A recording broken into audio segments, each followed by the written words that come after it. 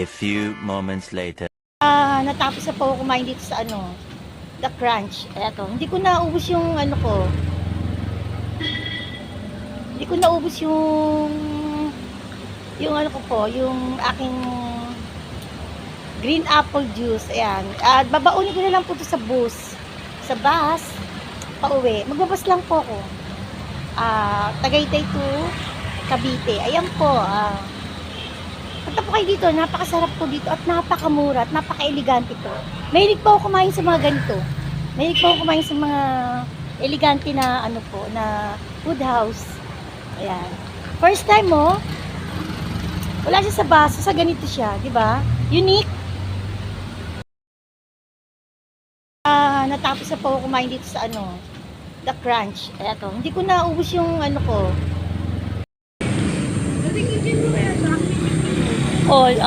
Ito ang ganda. Pizza. Marami dito mga makakainan, no. Kaso kumain na ako doon sa The Crunch eh. Kaya yun yung hapunan ko eh. Mag-ikot-ikot pa ako.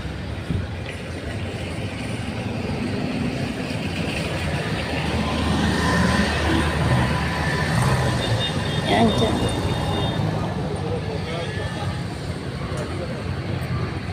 Parang dito ako pupunta sa pasalubungan. Titingnan ko dito sa May nakita ko si dito yung mga pasalubungan. Parang buko pie, ganon. Titingnan ko dyan. Ayan. Sunod-sunod na dito yung mga tindahan na pasalubungan. Dito, titingnan ko dito sa may yung sa may buko pie. Yan.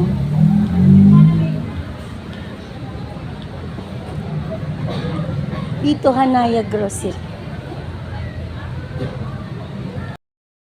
Ayan, ayan, mamimili lang naman ako. Ang daming pwedeng bilhin dito, Ay, Yema, ang dami. Mga pasalubong. Ang dami. Pwede i-debit card?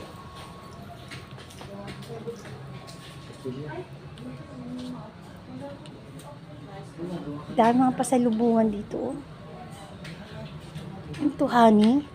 Pure honey.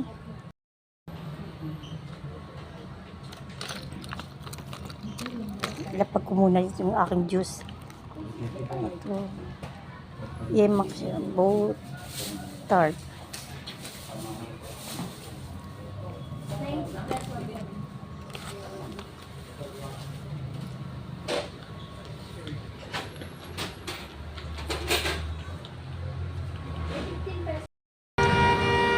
Ay, mamamshi ko, mamars.